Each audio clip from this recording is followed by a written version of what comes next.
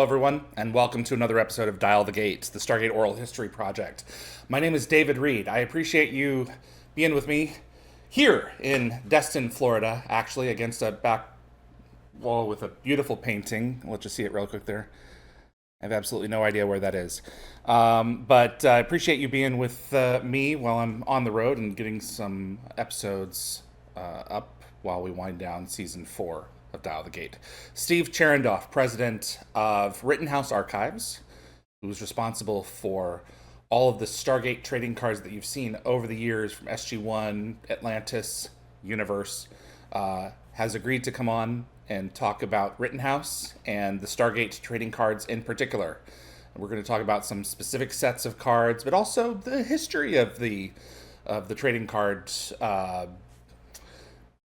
This whole industry we're going to discuss, and I hope you find it as interesting as I did, especially if you are collectors of these cards.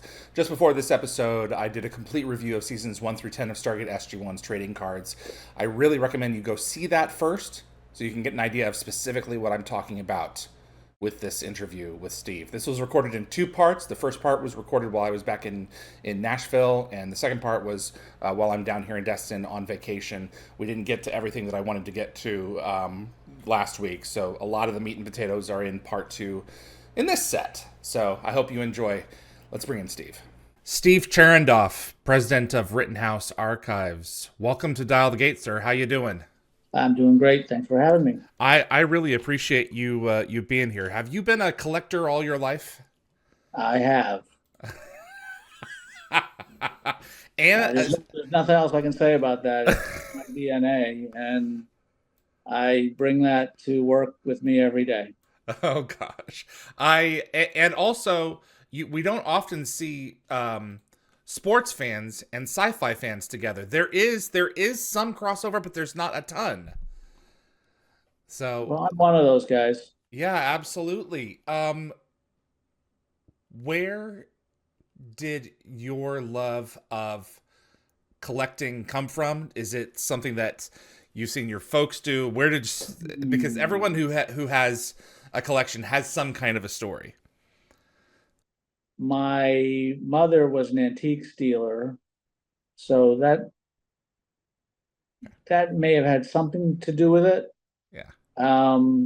Because she took me with her to a lot of antique shows and flea markets and other kinds of places like that when I was younger. Although my desire to collect things began before I was really aware of what she did. That was only a part-time gig for her. She was Okay. not a full-time antique dealer. But my dad used to buy us baseball card packs when we were little kids, and it was like a treat. After dinner, he would do like this magic show with us, like I was 5 years old or something, or yeah, about 5. And he would tell us to close our eyes. And when you're 5 years old, you'll believe just about anything, I suppose, especially Of if there's a course. treat at the end of it. And so he would buy a box of baseball cards or something along those lines, and usually it was baseball. And he would tell us to close our eyes, and then he would put the packs of cards down, basically in front of us, and then open your eyes, and it's like, oh, the packs magically appeared. I mean, sounds ridiculous, but Well, for a 5-year-old, when that's you're really 5, cool. what did I know? I was getting trading cards and bubble gum. There's something about collecting where you see something and it's like, oh, I want that, and then you get the randomization of trading cards because you don't know exactly what it is that you're going to get.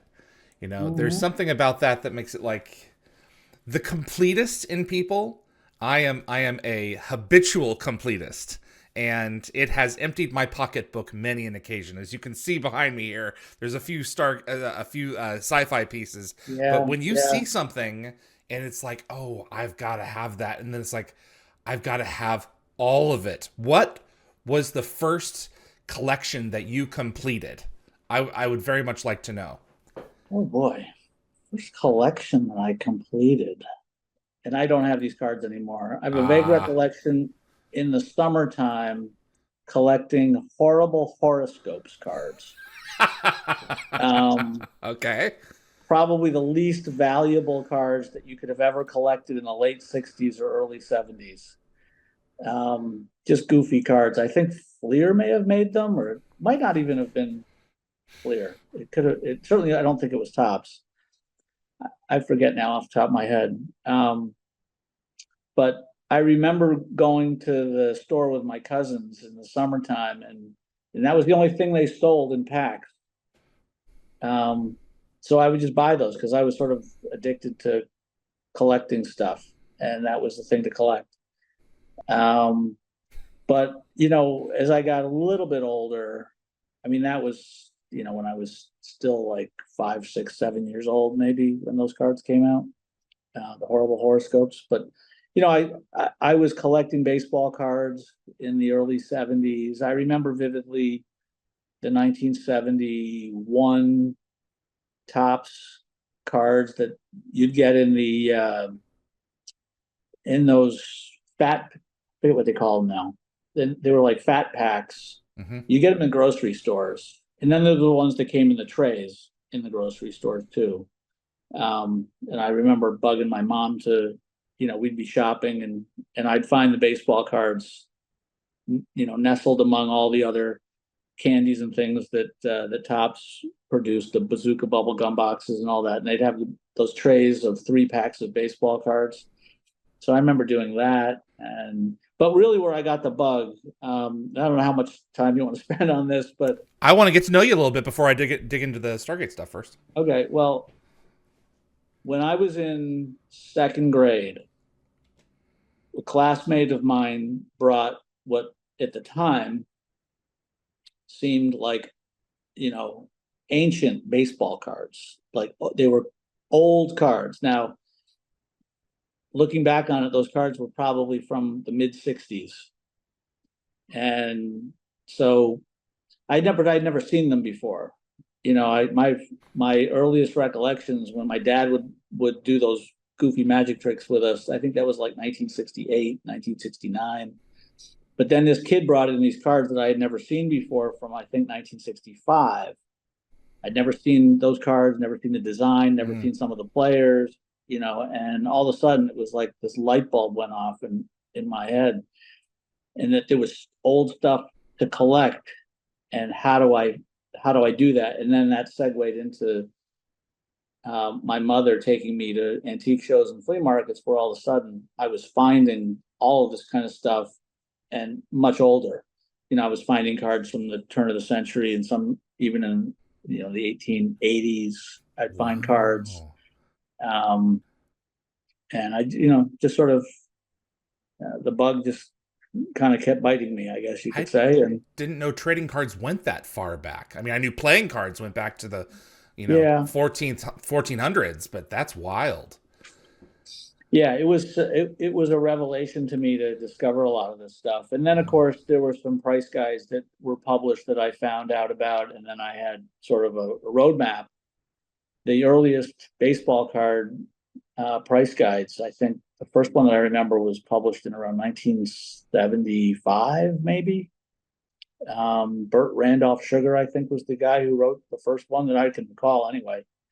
Um, I mean, Jefferson Burdick, if you know that name, Mm-mm. he uh, he was really the founding father of checklisting and cataloging trading cards of all types, not just baseball and sports, but he did everything. A And his king of collection, completism. yeah, his collection is in the Metropolitan Museum of Art in New York, Wow. and you have to make an appointment to see that. And I mean, there's, I think, just about everything that was ever made to date until he died. And I think he literally, um, he was working till the last day of his life, accumulating trading cards to put them into the Metropolitan Museum of Art and to catalog everything. And to this day, a lot of the designations for various sets are from his cataloging. Wow. Yeah, there's a pretty cool history to that. Maybe not a topic for today, but certainly anybody who's interested in the history of collecting cards and how they've been cataloged and how did that all come to be. I mean, Jefferson Burdick is is the name that resonates, and he was always kind of a mythical figure to me when I was a kid, and he died a long time ago. Um, but his collection is there in the Metropolitan Museum of Art in New York, and anyone, as far as I know, can go see it as long as you make an appointment to do so. Wow, that's so cool. I've been. I did not know that was there though. Yeah, yeah. I was 7, 8 years old when I first saw. I think it was Skybox put out Star Trek: The Next Generation trading cards, Mhm. and I remember being like, "This is ordinarily a baseball thing. Why Star Trek?" I'm buying all of it right now, but I wondered why that was. Maybe you have the answer to that as to why genre television and film has found a niche in a sports in merchandise industry. I think it's always existed. Yeah. Um, Okay.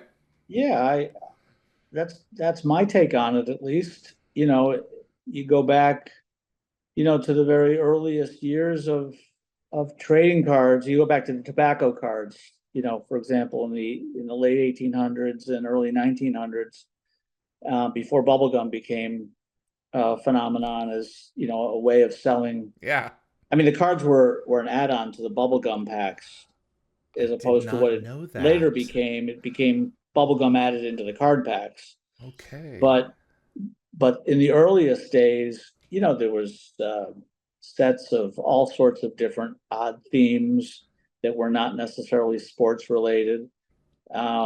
You'd have flags of the world, and you'd have Indian chiefs, and you'd have actresses, and Well, that makes sense. um, college logos, all sorts of odd things that would help to sell. Usually, in the beginning, it was tobacco products, and then I guess that sort of changed around the early 30s. I guess maybe a little bit into the 20s. It was part in the 20s. I think it sort of morphed from being a tobacco related phenomenon to being sort of a candy related phenomenon, and then in Mm. the 30s with the Gowdy gum company out of Boston.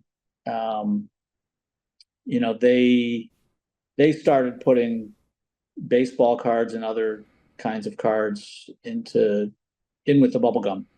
So, then you had in 1940, just to, sort of give you a little bit more history on this. Hmm. 1940 was obviously in the middle of World War II, Hmm. and well, it was in 1938 that Superman was introduced to the world. Right. 1939 was Batman, but in 1940, Superman was much bigger than Batman at the time. Maybe not so much today, but back then Superman was really, phenomenal character. And so in 1940, Gum Inc. issued a set of Superman gum cards, which is a set that I personally love. I think it's one of the very first, maybe the first important, what I call non-sport trading card set. Now, there's plenty of other sets that predated the 1940 Superman gum, but the fact that this was a fictional comic book character, I, I mean, there prior to that, I mean, there was the 1935 Mickey Mouse set, Oh, but Disney. that set really doesn't engender kind of the same level of broad collectability, I guess you Mm. might say. At least that's my opinion. Other Mm. people who collect Disney stuff might think differently, but Superman was, a huge figure, maybe the first important fictional character in American history. I think more than Mickey Mouse, Mm. and So I love that set of cards. That's one that I've collected over the years, and I have one of the complete sets on the PSA registry. I love putting that set together. Phenomenal set of cards. And since then, look, we've had all different kinds of card sets based on TV shows, movies, comic book characters throughout the ages, especially in the 60s, 50s and 60s. I mean, you had Zorro and Davy Crockett, and you had certainly during the space age, you had different kinds of space related cards. That's true. And in the 60s, with the explosion of um, the TV series that Topps took advantage of back then. You had Gilligan's Island, Lost in Space. Leaf did Star Trek, even though that was sort of an ill-fated card set. I guess it was sort of produced somewhat illicitly. I guess. Oh, Yeah, that was I did sort not of know that. yeah. There's a little weird history with that set. Okay. Um, the 1967 Leaf set, still very collectible, and fans of Star Trek love that set, and it's quite a valuable set. But I don't think it had the full authorization of the studio at the Not time. officially licensed, hey? Yeah, Well then. yeah, it was one of those things. But anyway, and then you had, you can go on moving forward, into the early 70s, Brady Bunch, Partridge Family, and then of course, you had in the later 70s all the Star Wars Yes. card sets, which have continued on, and then Star Trek, and then more of the comic book related products. Comic Images did a lot back in the day. They're not really doing that anymore, if they even still exist. I'm not sure, but there's a rich history to this that is every bit as robust as what's been happening in the sports market. It's just not as big a phenomenon. I mean, look, the market for baseball cards and others, maybe not so much the other sports early on. Today, it's a different story because now, the market for basketball, football, and hockey has grown so much. But the market for baseball cards historically, the Topps would produce, through this 50s, 60s, and 70s anyway, and maybe to some degree into the 80s.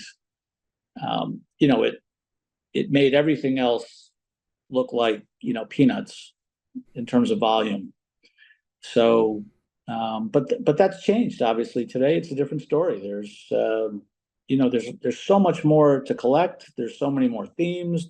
We also now have collectible card games that, depending on what you're interested in, sometimes those games are highly desirable for their playing value, their card game playing value, and sometimes they're just desirable because of the fact that there are cards. Yeah, like Magic. And Magic is huge.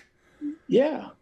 So, all of this has contributed to what I think is an incredibly robust and compelling marketplace.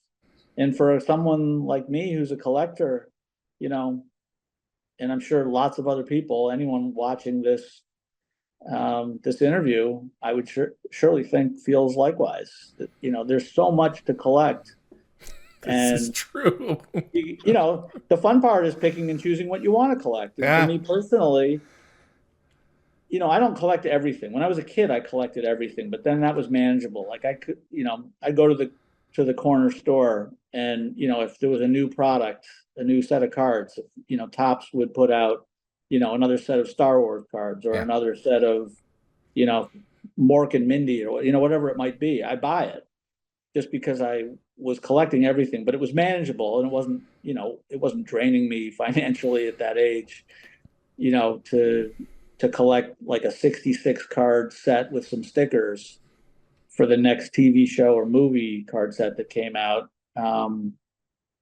But anyway, there's so much to collect, and I pick and choose what I like the most. I'm a completist, but I'm also very patient. You had mentioned early on how you want everything, and yeah, I do too.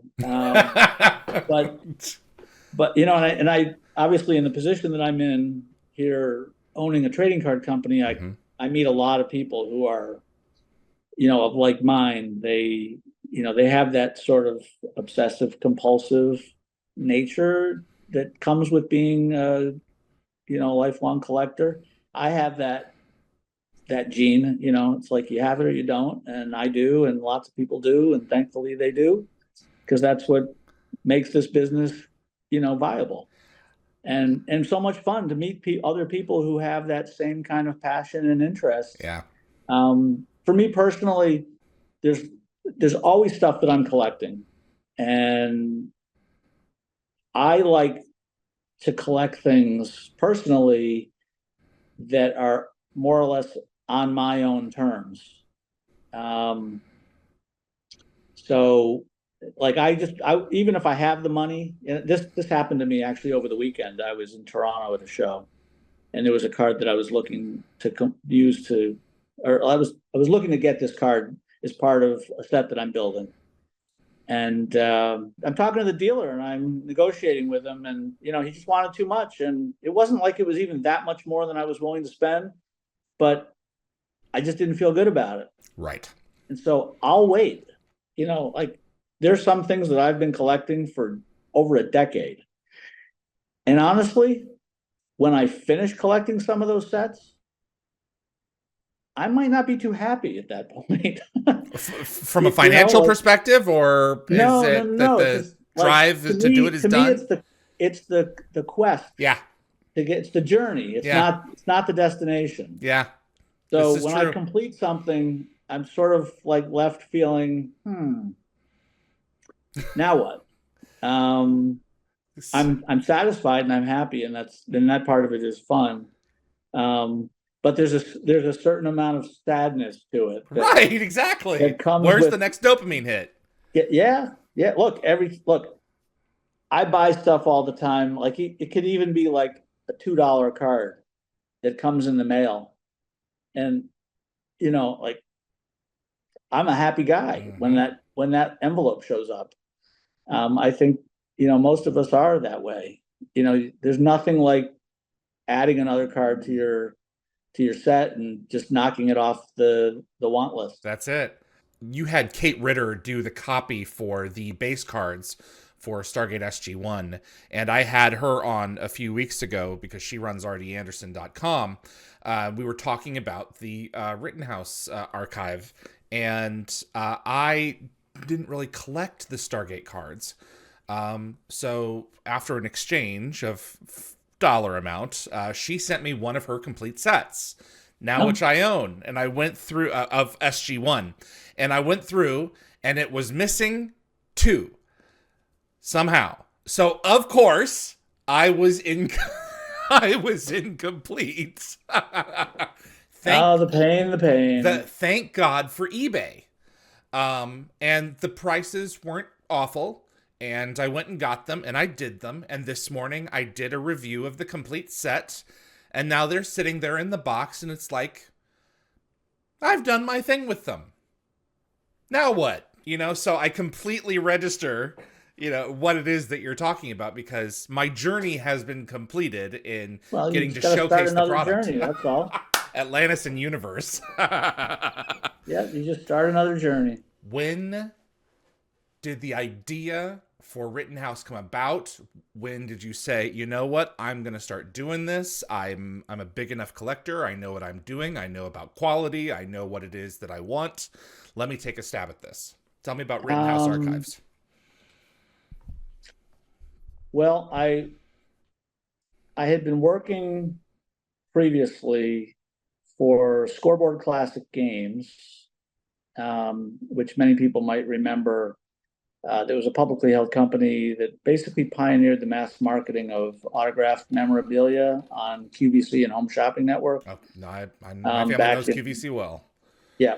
So that was back in the early 90s, late 80s, I guess the company started. I joined them in the early 90s. So I started making trading cards with them, and then I got hired away by Fleer in 1994 because they were basically ramping up their entertainment division. They had taken the Marvel business in a totally different direction that was incredibly successful. So Bill Jemis had hired me to go work at Fleer, and we expanded into other areas besides Marvel, other TV shows, movies. We ended up getting the license shortly after I joined. We bought Skybox, so the Disney and DC licenses, those franchises came to us. So you took it over. Okay. We took that over, and part of that was taking over Star Trek. Yeah. And I really made that was my baby, more or less. Star Trek. I always loved Star Trek. Me too. Always loved science fiction. And the interesting thing about that, the interesting story, I've told this in other interviews, but I'll repeat it here in case anyone hasn't heard it. So Ken Baroff was the guy at Skybox who was sort of the gatekeeper for Star Trek. He was my counterpart at Skybox. But when we merged the two companies, not everyone was going to stay. And we were bringing the Skybox operation up to New Jersey. And so Ken had decided he wasn't going to move. A really good guy. I liked Ken a lot. Wish that we could have worked together longer. But anyway, he and I sat down because he knew that I was going to be taking over Star Trek from him since he was leaving. And he said to me in all sincerity, and I remember this forever. He said, Steve, I honestly think I've done as much with Star Trek as I could possibly do. And all I could think of in the back of my head was, you got to be kidding me. Like, this is where it all begins for me. Like, as much as I liked Ken, great guy, he didn't have, I guess, the vision. Yeah, limited vision. What I saw as being, a whole litany of products and projects and different creative and artistic ways of presenting Star Trek in trading card format, including especially the original Star Trek, which for those collectors who go back that far, the TOS Star Trek Original Series cards that we did at Fleer, the season 1, season 2, and season 3 sets, those were really they still to this day rank among my most enjoyable projects. I'm really proud of what we did as a team to make those products. Those included the first autograph cards of any of these actors from the original show. Wow. That was so incredible that we had all of this running room, so to speak, to create products for the original show, to go back and make products for TNG, to make products for the movies up to that point. And anyway, I left Fleer to start Rittenhouse in January of 1999. And at that time, Fleer was getting out of the entertainment business. That's a whole other story, would take too long to talk about.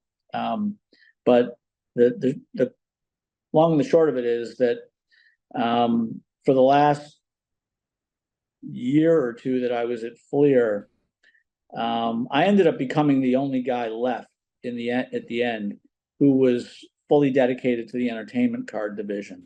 Everybody else who was involved was doing sports and other things. So it was sort of like, to a lot of people, it was sort of an annoyance. Yeah, you were the odd one out. Yeah, well, I mean, the message that they gave to me was, look, we have the rights to make these cards. Let's make something of it still, while we have to, they had, financial obligations to the studios. They weren't just going to pay those fees and not get something back for it. So until those license agreements expired, there was still a desire at least to recoup what money had to be paid out. And so the message to me was, look, keep doing what you're doing. Don't screw it up, and we'll leave you alone. I knew that there wasn't a commitment at Fleer to continue on. And there was other projects like the Twilight Zone, where I just couldn't get them to pick up a new project. It was like just deal with the existing license agreements, make those products. We're not going to add anything more. And I could not convince them to do Twilight Zone, which I knew was going to be a moneymaker. And that ended up being the first traditional set of trading cards that I made at Rittenhouse. So I left in January of 1999. And because I had good relationships with these studios, in particular for Star Trek, they trusted me. They knew the commitment that I had to these franchises. They knew the creative energy that I was bringing to this, and the passion I had for it. And so they entrusted me with these franchises under my own, corporate banner, so to speak. And shortly, the first two deals that we got done were with, right now it's, I guess you'd say it's CBS Paramount, but back then it was, or CBS Viacom. Back then it was Paramount. Yeah, Paramount Pictures Controlled Star Trek. Mm-hmm. And there's been several iterations over the years as to, what that controlling entity is. CBS, Paramount. I've followed it every step of the way. It's been a pain in the butt. Yeah. It's a little, think about it for me too. Right. It's, the changes have not always been easy, but we've persevered and survived, and the people that we've worked with there have always been good to us. And the Twilight Zone product line was hugely successful out of the gate.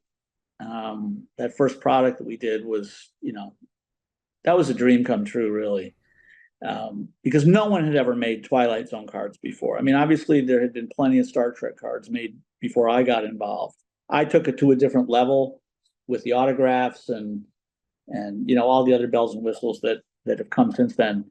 But for Twilight Zone, no one had ever made trading cards before, and it was like, to me, when you're the first in, you have that idea that you believe in, that maybe other people don't believe in, but that it's going to work, and then it does work. Man, that's a vindication. That is a happy day. Were you watching Stargate yet at this point? At that point, yeah, a little bit. I don't think I got too into Stargate until it became more of a real trading card opportunity for us. That I would go back and watch more of the episodes with a different kind of an eye. Okay. It does become, a different kind of deal when you're doing this for work. Right. And developing these projects. So the license for Stargate in some ways came before your true fandom for it? Like before you completely fell out over heels for it? Wow, that is a good question. And that I was goes curious back to know how often you very create long. content for something that that you yourself are only tangentially interested in. So, or do you only create stuff that you yourself like? It's more the latter. It's more that we glom onto franchises that we like. Okay. It's not usually the case that we pick something up that we're not interested in some way. And it's not always me that's the driving force for that, although most of the time it is. But sometimes it's someone else in the office, and who, someone who says, "Oh, you need to look at this show. This is really something special." But I think back to most things that we've done over time, and it's hard not to be a fan of Star Trek. It's hard not to be a fan of Stargate and Xena and James Bond and all the the Marvel movies and the Marvel comic books and the DC comic books, and I think all the franchises that we've worked with, I honestly can't think of one that I wasn't really into at some level. I mean, there's varying degrees of it, of course, but I can sit down and watch an episode of the original Star Trek almost any day of the week at any time, and I'm a happy guy. That's what's nice about them. You can just pick one up and grab it and go. Yeah. So. I don't know that I would do that with everything that we've ever made trading cards for. but by and large, I mean, it's a labor of love. I mean, Hmm. that's the nice thing about what we do. So for Stargate, I know that's really where this whole discussion started, was with the interest in Stargate. Um, Was there anything unique about getting the license with MGM or anything that they requested? Because I believe you started in 2001 with SG1 seasons 1 through 3 with that initial set. was it one Um, through three or 1 through 4? it's 1 through 3. Season One 4 through has its three. own set. Yeah, I just checked thoroughly Okay, earlier thank you. this I mean, morning. after 25, almost Right? 26 years, I honestly don't remember all the details Yeah. anymore. It's frightening to me sometimes when I see cards that we've made, and I think we made those cards. Yeah. Yeah. You have enough now that it's like, and a certain thing of age too comes into play there. Unfortunately, I They're can attest to that, and it's not just with trading cards. they are But yeah, beautiful cards. yeah, no, Um, we had fun with that. It was that was a really interesting time, because if you look back at the history, the context of when I started Rittenhouse, mhm. so basically you had Fleer Skybox, which be right at the same time that I started my company. Fleer Skybox was getting out of the entertainment segment. They were focusing on sports, and eventually they would screw that up and go out of business. They went bankrupt and out of business, which was unfortunate. Great company, by the way, in terms of the history and all Mm. that. And unfortunately, there were just people who got involved in owning the business and running the business who really didn't understand what was at stake, and the quirks and nuances of the trading card business. Because this is not a typical business. You know, we're not making toilet seat covers or Mm-hmm. widgets or what. People buy trading cards because it makes them happy. So back at that time in 1999, early 2000s, Comic Images had sort of drifted away from this part of the business.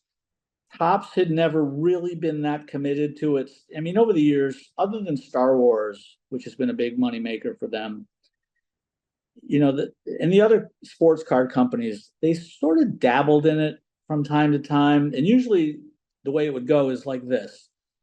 If the sports card market was robust, if let's say there was a hot rookies in baseball or hot rookies in basketball or something, then those companies didn't need to worry about bringing in entertainment products because they were making enough money off of sports. But if there was a year where there weren't hot rookies and the Yeah. market was down, and so then all of a sudden the powers that be would start looking around, well, how do we bring revenues up to Mm-hmm. make up for the lost market share or whatever in sports? And so they'd go looking for entertainment properties, but they were never really into it. And the problem was that by the time you could get a license agreement signed for a new TV show or movie, actually make the product, so much time would have gone by that now the sports card business has typically come back up again. And we were really the only company that was fully committed to non-sports or entertainment cards back at that time. So when we started looking around at other opportunities, there really was so much available to us, Mm. because something like Stargate, like there wasn't another company out there that was really going to be interested in it because they couldn't make enough money from it to make it worth their while. For me, when I started Rittenhouse, it was just me. For the first 2 years, it was just me in my office with a fax machine, my computer, and my telephone. That was it. That's it. You know, the time that I spent at Scoreboard and at Fleer, I did my job, um, doing the things that I was hired to do.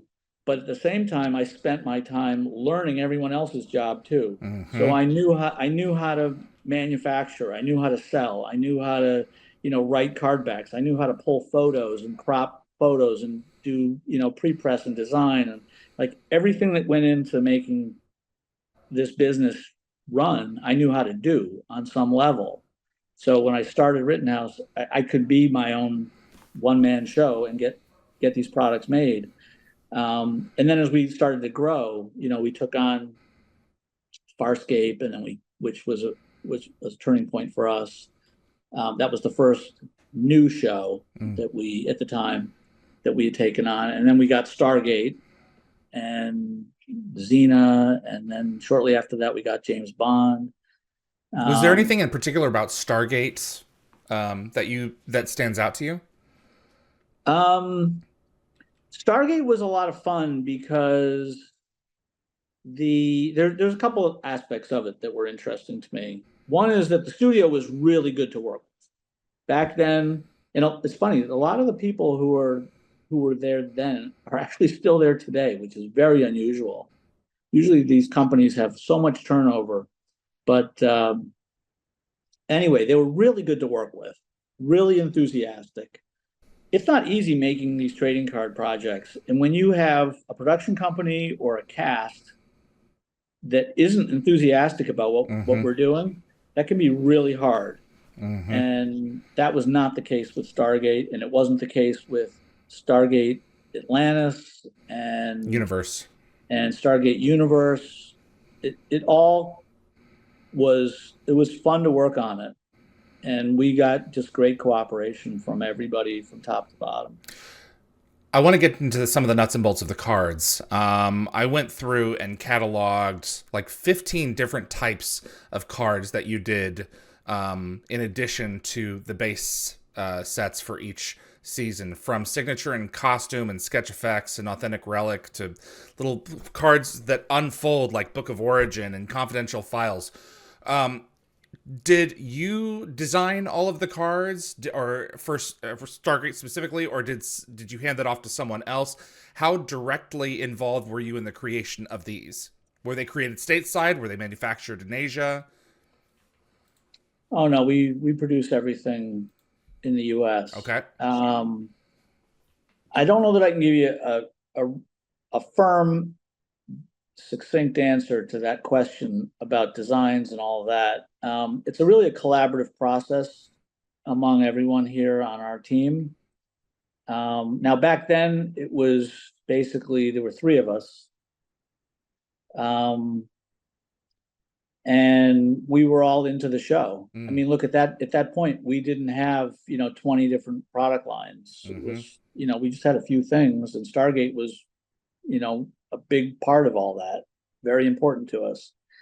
So, not only did we love the franchise, but we loved making the products, and Mm-hmm. we all kind of contributed to what those cards should look like, um, what the set compositions would be about. Sometimes there are themes that just sort of come together organically, if you will. I mean, there's some sort of obvious ones that there's themes that build within the show, Mm-hmm. and it isn't that difficult to sort of figure out what to what to do in terms of taking those themes and translating them into trading cards. The design part of it, we've had different designers working for us at times. We give them direction, they give us their ideas, we critique them, tweak them until ultimately, everyone's happy. And of course, the studio has to be happy too, because we don't operate in a vacuum. We No, have they have to to approve it. they have to approve it, and sometimes the actors, Richard Dean Anderson, Mm-hmm. I think had a certain amount of approval. Yes, anything that has his face on it has to have his approval. Yeah, per his Yeah, contract. yeah. So, So, but again, he wasn't a difficult guy to deal with. And once we get the ball rolling with a franchise like that, and there's multiple products coming, over time, and somebody like a Richard Dean Anderson, when he sees the next round mm-hmm. of cards to look at or images to approve or what have you, there's a rhythm that builds with that, and I think we can anticipate what he likes, and I think that he's probably anticipating a little bit more or understanding a little bit more about what it is that we're doing. Mm-hmm. So it becomes a little easier to kind of get to the finish line on each successive product. Steve, I appreciate you being with me once again for the second half of our conversation here. I wanted to get into the nitty gritty with you of the specific cards in the Stargate series that I fell in love with. Any specific designs that you really liked, and like what some of the more complicated ones were to achieve. I think the big one that everyone loved in terms of the specialty cards, and I may be speaking out of turn here because I'm sure there are going to be people who have their own favorites, were the autograph cards, because there's so, let me just be real with you. There's so much content out there that is so easily scammed now with the precision of a lot of these devices that we have available with these auto pens. But with the autograph cards, you're guaranteed an authentic piece of memorabilia. And that's, I think, one of the things that I love about them so much. Can you speak to the autograph cards a little bit? Are they more of the more popular pieces in the collections that you've put out? Where do they fall in this?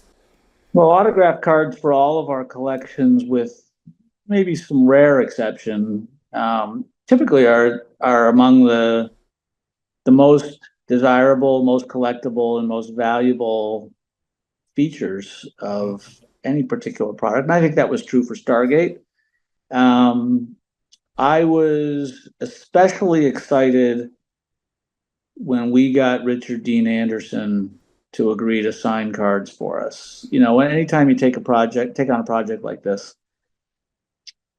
you want to get as many of the starring cast as you possibly can. And in some cases, when there's an ensemble cast, there's not always that one person that is sort of like the main, lead actor. But in Stargate, of course, that was the case with RDA, For Richard Dean SG1, Anderson. sure. Yeah. So I remember when we got him on board, I thought, oh man, we're off and running now. That's once you get a guy like that on board, it makes it so much easier to get the other actors on board, because a lot of times they'll say, well, who else is signing? Well, Richard Dean Anderson's signing. And, Right. oh, okay. Well, I guess if he's doing it, I should do it. And and that sort of is where it begins with a lot of our projects. And the thing is that that was just a great cast. Michael Shanks and Amanda Tapping and Chris Judge.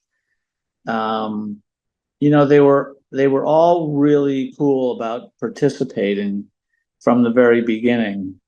And I think some of that at times comes down to the fact that a show like SG1 is filmed in Vancouver, Canada.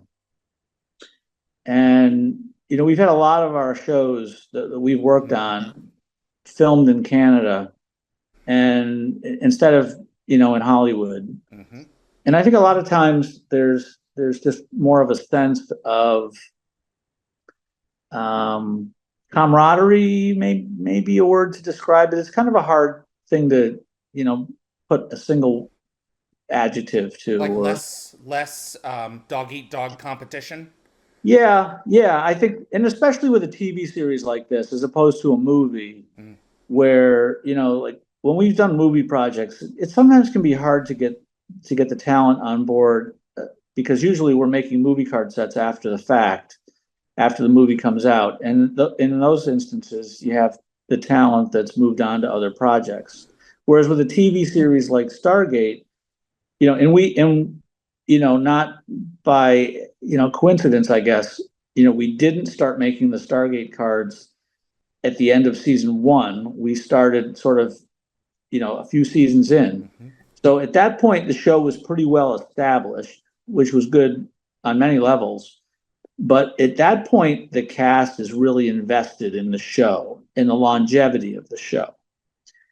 And because we were certainly one of the very first companies to make any sort of officially licensed merchandise, any kind of product built around the show. And we for, back then, you talk about the early 2000s as opposed to today where, like even, like smaller productions, things that aren't nearly as popular. The actors from like everything today, the actors are being, you know, I wouldn't say inundated necessarily, but they're being approached to sign items, whatever they may be, and they're approached to appear at conventions, and they're Mm-hmm. approached sometimes to do private signings. But 20 years ago or more, when we were, in our infancy as Rittenhouse Archives, we only started in 1999, and Stargate, I think our first product came out in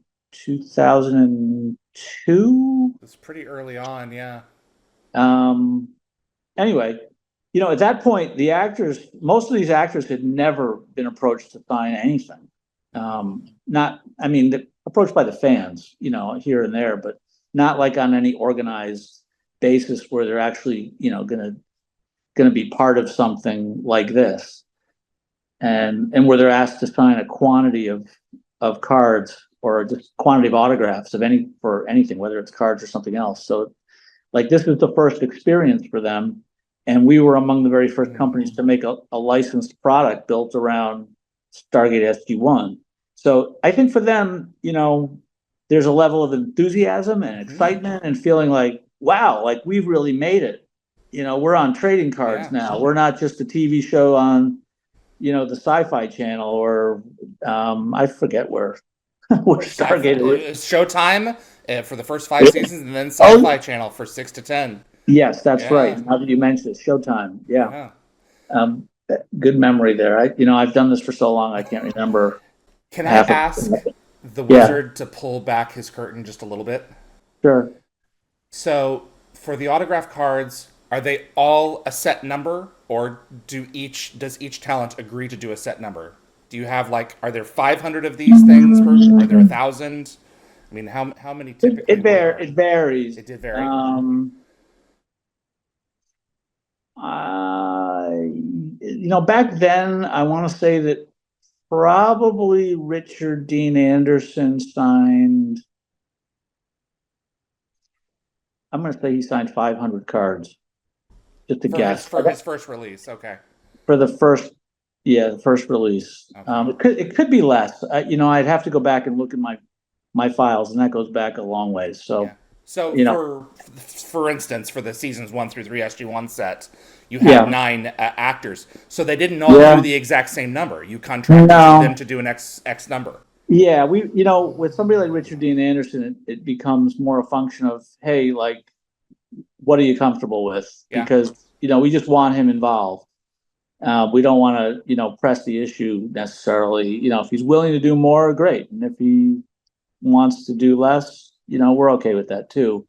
Um, and in most cases, we go into it with the expectation that if the actor will participate with us once, Hmm. they'll have a good experience Hmm. and they'll want to do it again. And the process is real easy and non-intrusive, and they know that it's officially blessed by their studio, That's and right. what we're doing supports what they're doing to promote and market the show. So it's not quite the same as if like some guy shows up with a bunch of photos in the back of his trunk and says, hey, here's $100 in cash, sign these. And that kind of stuff happens, I guess, from time to time. But Well, one of the things that always shocked me, and maybe it's just a very simple procedure of printing, and God forbid they get printed wrong, is that a lot of these, I would think, were done with, and tell me if I'm wrong, with the actor while they were there shooting the show. If it was going to be a relatively big person, could you bring them up during the show, or were these all done after their appearance? well, that's a good question.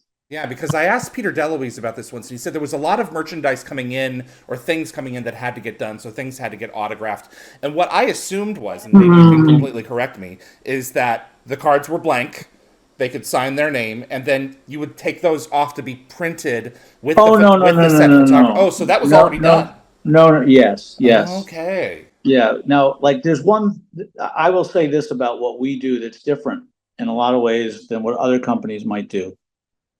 First of all of the cards are, all the autographs are signed on card. I mean, Right. there are no sticker autographs, per se, with certainly, we never did anything like that for Stargate. Okay.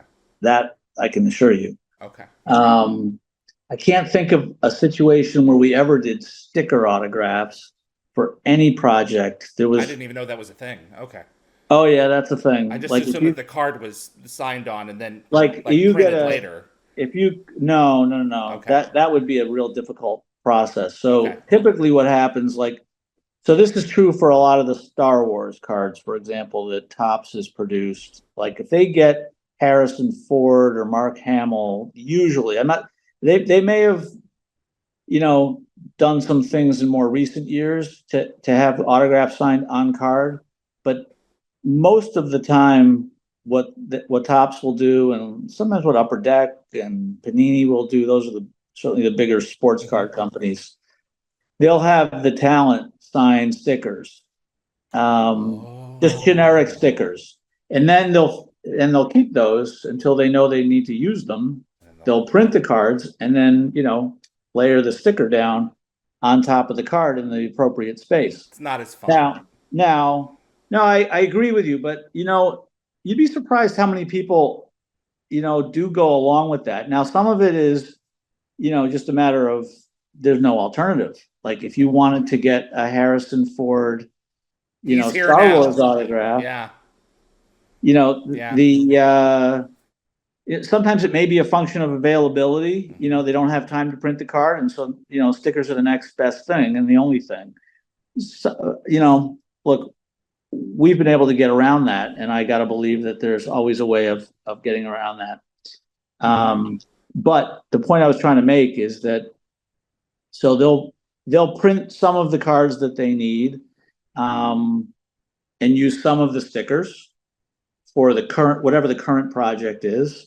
And then they've got other stickers that are, sitting in a warehouse someplace or in a vault, and then a year later, maybe they figure out, oh, now we want to make a different card of that person and put the sticker down. So you don't have to necessarily print everything up front the way we do. But, my feeling about that is that with the franchises that we work with, we always kind of have a sense of longevity with it and plotting out, what are all the different autograph card versions or variations or, designs that we want to use. It's not a perfect science, but No.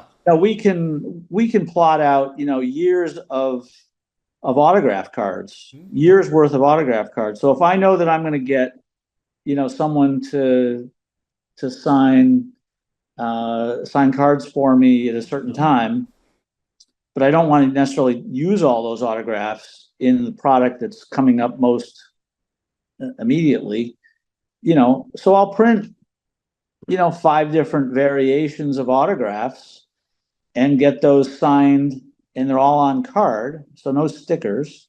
Yep. And we can put them, the ones that we're not using right away, we can just put those away and we'll use them when the time comes. And that seems to have served us well. And I think most of our collectors would agree, and the dealers would agree.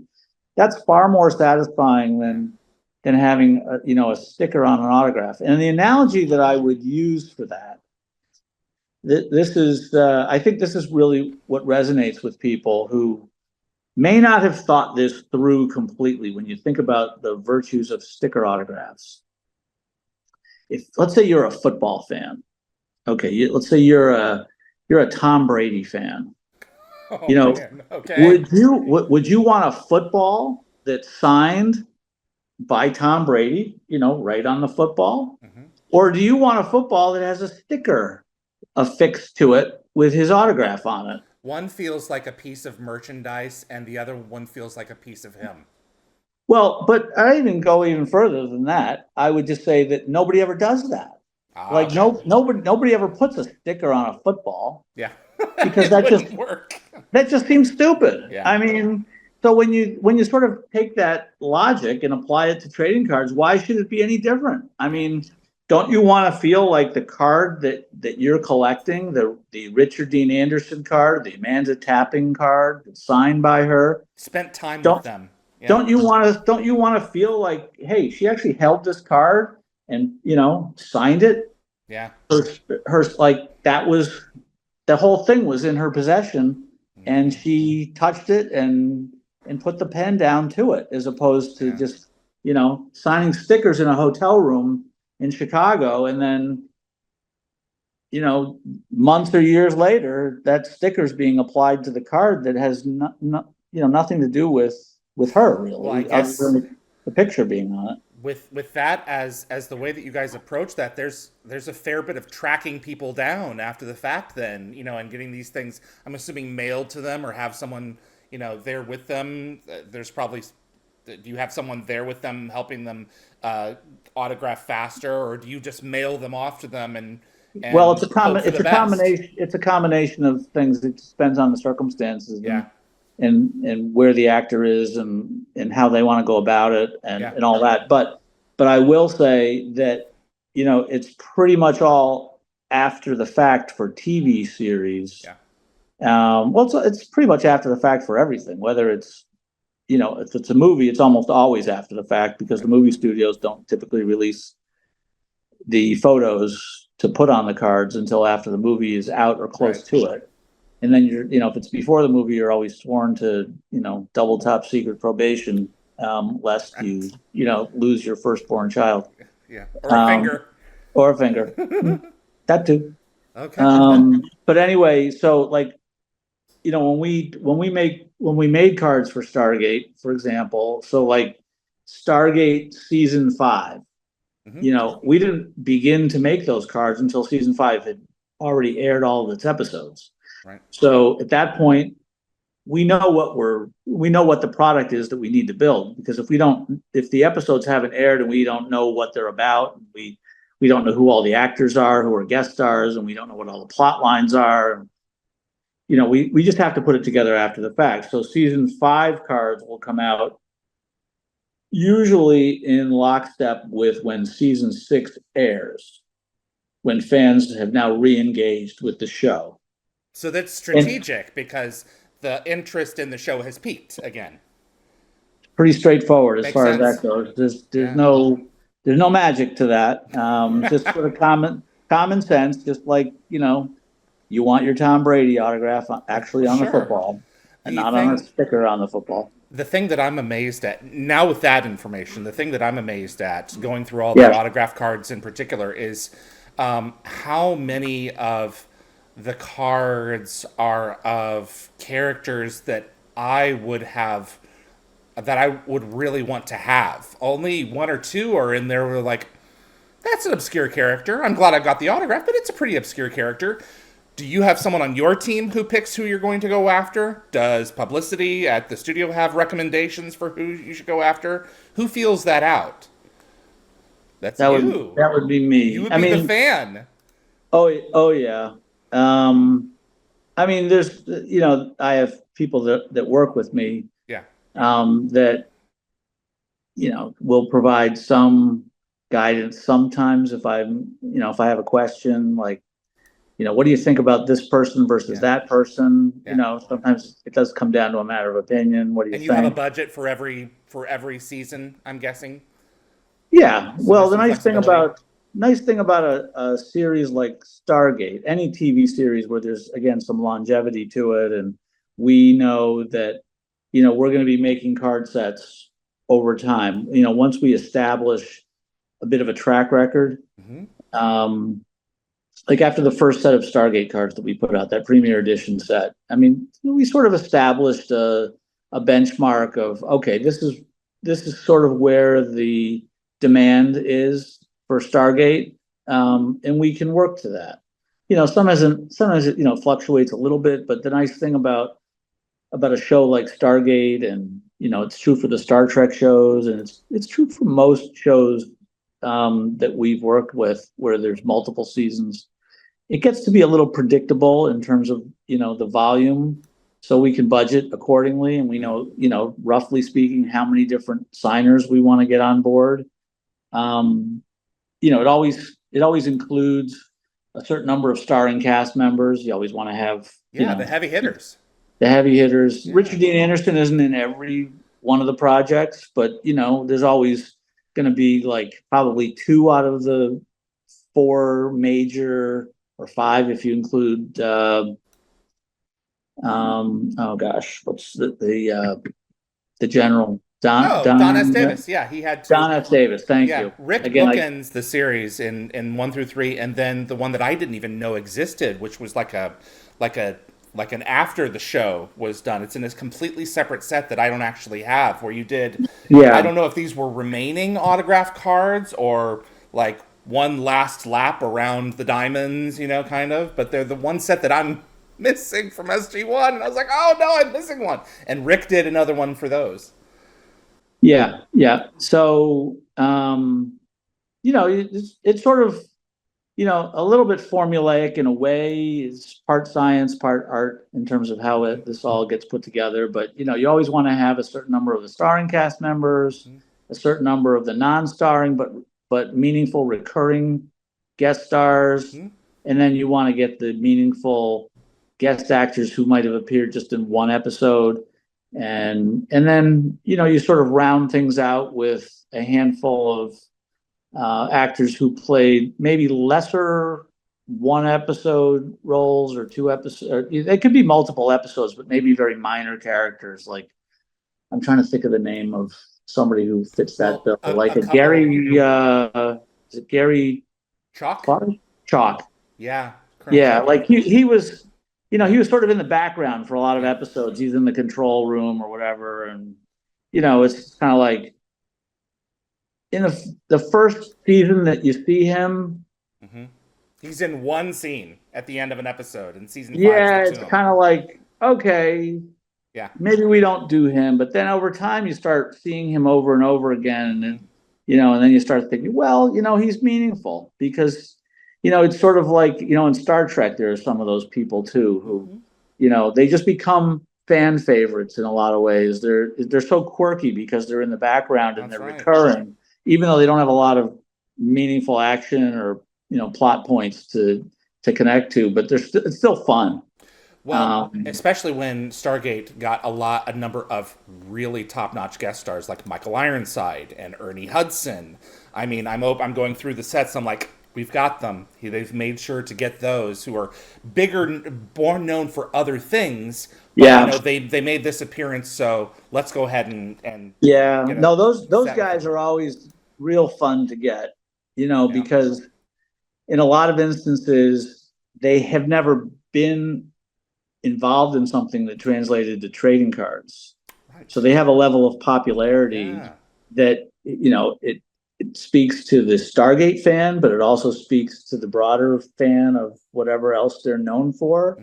And it's just cool sometimes to get an autograph of a guy like that, and to get an official autograph from, even if it's for Stargate, that's not maybe what they're best known for. Like Ernie Hudson, he was in Ghostbusters, and like more people are going to remember him from that than they ever will from Stargate. But it's still pretty cool, especially if you are a Stargate fan, to get him to sign for that particular role. Or Don DeLuise and Tony Todd. We've recently lost Tony, and I'm going through these, and it's like, here's a piece of them forever. Yeah, Tony was he was a good dude. He signed for us a few times over the years. Yeah, he did Star Trek, and I want to say he did some other things too. Not just 1 or 2 things, but anyway, there's people like that, and a lot of the folks from Stargate in particular who play these guest starring roles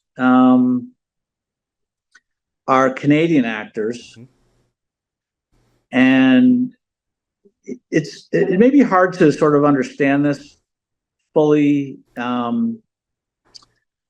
unless you sort of have the experience that I have with some of these actors. But in Canada, it's more of a working class kind of profession.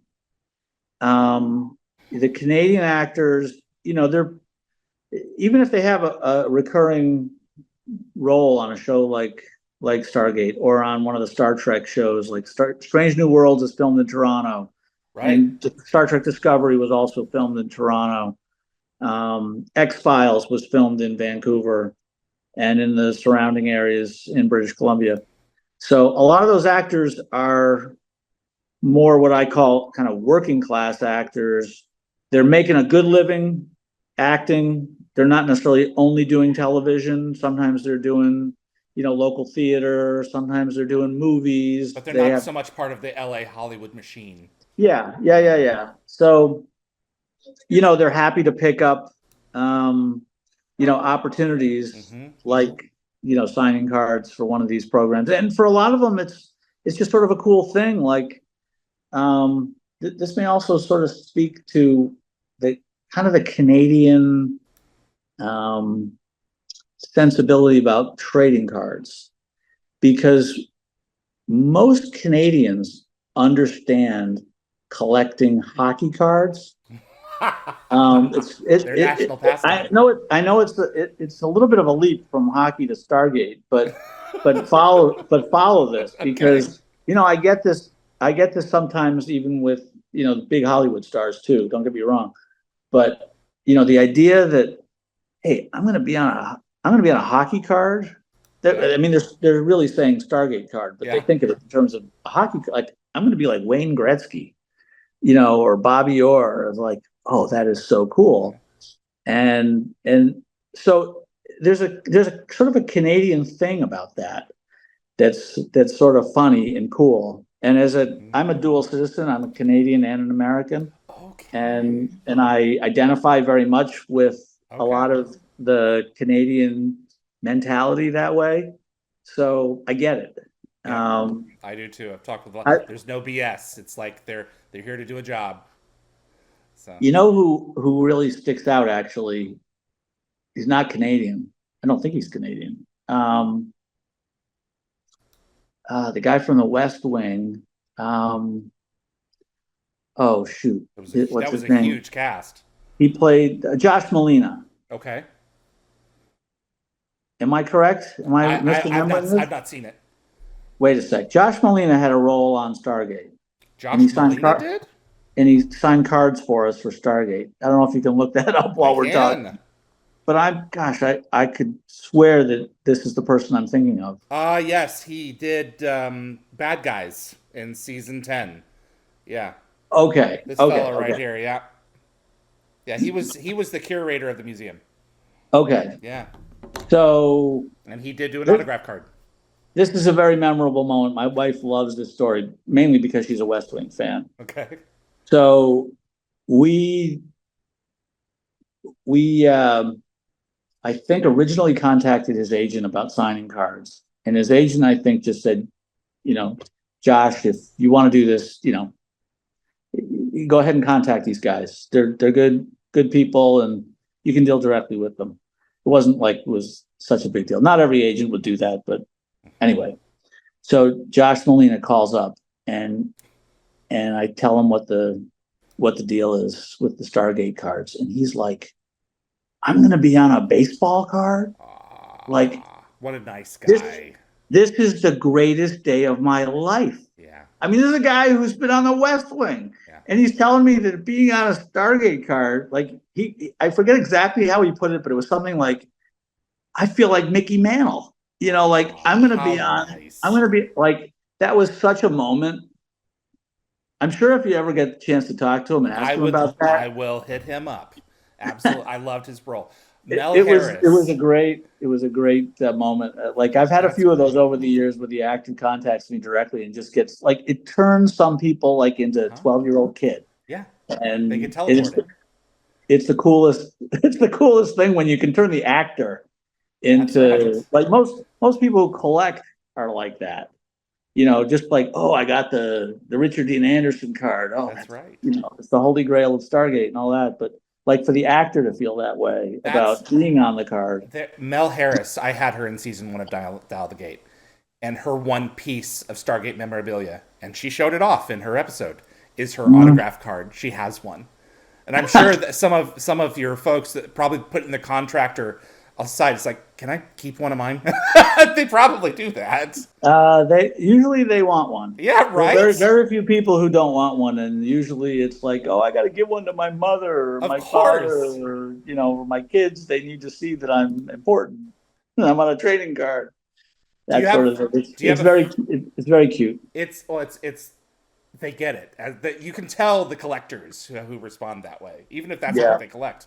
I've got a couple more types of cards I like to ask if that's okay. Yep. Shoot. The costume cards. Hmm. How is that done? Do you want to make sure Uh, that you've got like a photograph to mhm. match it up? I imagine you've got the assistant costume folks, working overtime at the studios to make sure that they match up certain things. And I would love to know, if you know how those kinds of cards are even created. You know? Uh, it's not as complicated as you might think. Okay. But generally speaking, the way the process works from start to finish, more or less, is that the studio, in the case of Stargate, the studio provided us with the costumes. So we'll just say to them, look, we want to take the costumes, we want to embed pieces of them into trading cards. Yeah. Fans love them. Sometimes the people at the studio get it. Sometimes they think that seems like the nuttiest idea ever if they're not collectors and they don't understand, but we explain it to them and then eventually they do get it.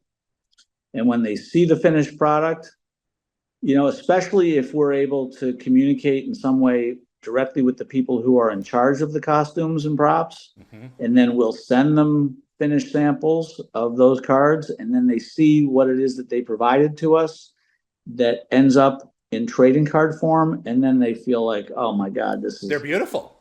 this is They're not. awesome. Yeah, they're not like And then taped on. They are this layers of card. yeah, so I mean, to some people, it may seem somewhat sacrilegious, I suppose, to cut up a costume. There's occasionally those criticisms that come our way, Yeah, and that's true. Yeah, and yeah. look, I understand that.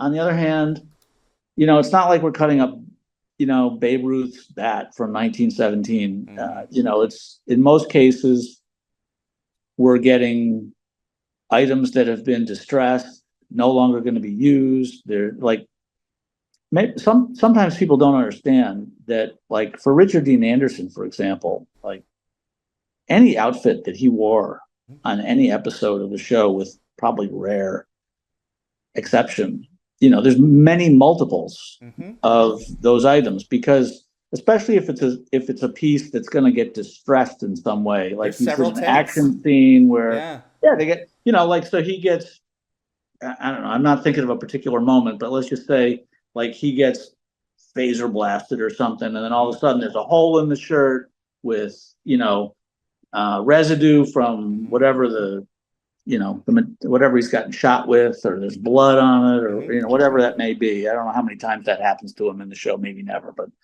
whatever, you get the point. And so, like you were sort of referencing, like there's going to be multiple takes. So if they don't get it right the first time, it's like, oh, okay, take it Yeah. off and put on the Fresh clean one. one.